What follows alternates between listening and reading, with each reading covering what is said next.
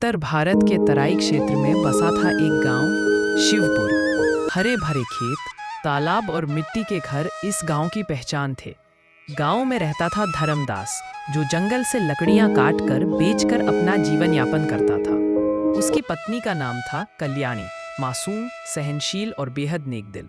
लेकिन नियति ने इस जोड़े को कठिन परीक्षा में डाल दिया। कल्याणी एक अजीब बीमारी से ग्रसित हो गई थी। वैद्य, दवा, झाड़ फूंक सब विफल हो चुके थे। हर गुजरते दिन उसकी सांसें कमजोर हो रही थीं। धर्मदास का एकमात्र सहारा था उसका दोस्त हरिदास, जो हर दुख सुख में उसका साथ देता था। गांव का साहूकार लाला ब्रिजनाथ था। उसने धर्मदास को रुपए उधार दिए थे और ब्याज पर ब्याज चढ़ाकर उसका चैन छीन रखा था। एक दिन उसके नौकर मंगतराम ने धर्मदास को बुलाया। ओ धर्मा, तूने 1 महीने का वादा किया था। 3 महीने बीत गए, कर्ज लौटाया नहीं। ब्याज का ब्याज तेरा खून चूस लेगा। बस कुछ समय और दे दो लाला जी। वैद्य ने कहा है कि मेरी पत्नी का इलाज नागज्योति नामक जड़ी से होगा, जो सिर्फ तिलस्मी जंगल में उगती है। मैं वहां से औषधि लाकर कल्याणी की जान बचाऊंगा, फिर ब्याज सहित सब चुका दूंगा। लाला ब्रिजनाथ मन ही मन सोचने लगा, यह मूर्ख खुद ही तिलस्मी जंगल जाएगा।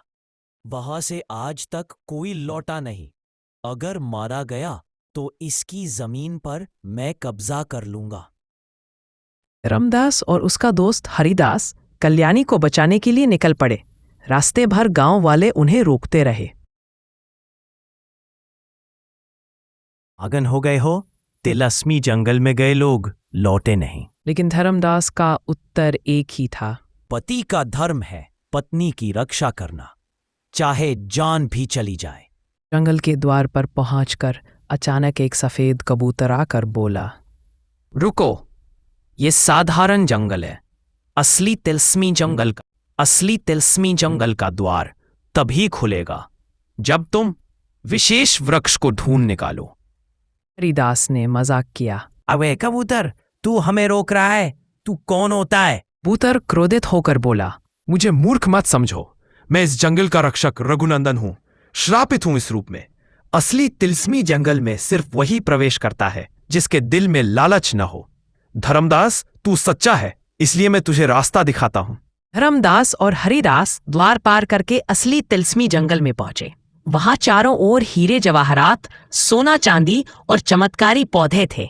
हरिदास ललचाते हुए, धर्मा, कुछ जवाहरात उठा ले, अमीर हो जाएंगे। जैसे ही उसने हाथ बढ़ाया, वह पत्थर बन गया।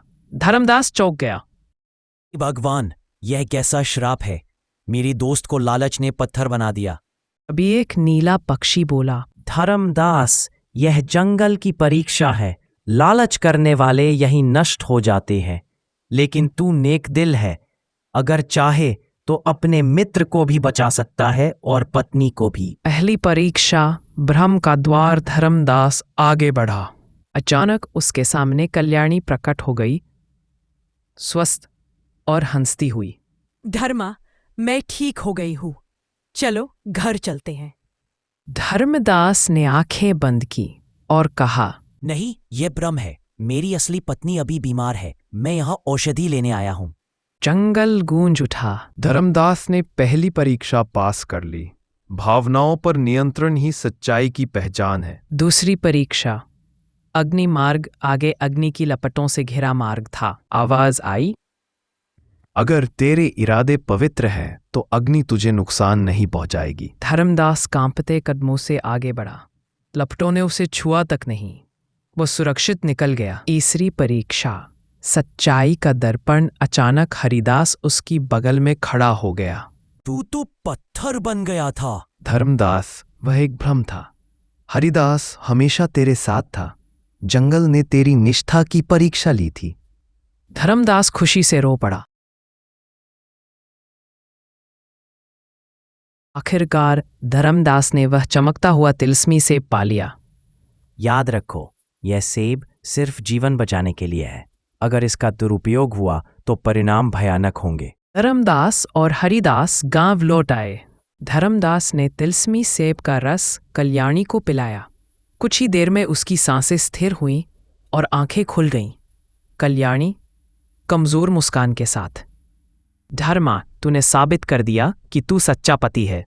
तू ही मेरी दुनिया है। धर्मदास रोते हुए बोला, मैंने वादा निभाया कल्याणी, अब तुझे कुछ नहीं होने दूंगा। अब तुझे कुछ नहीं होने दूंगा।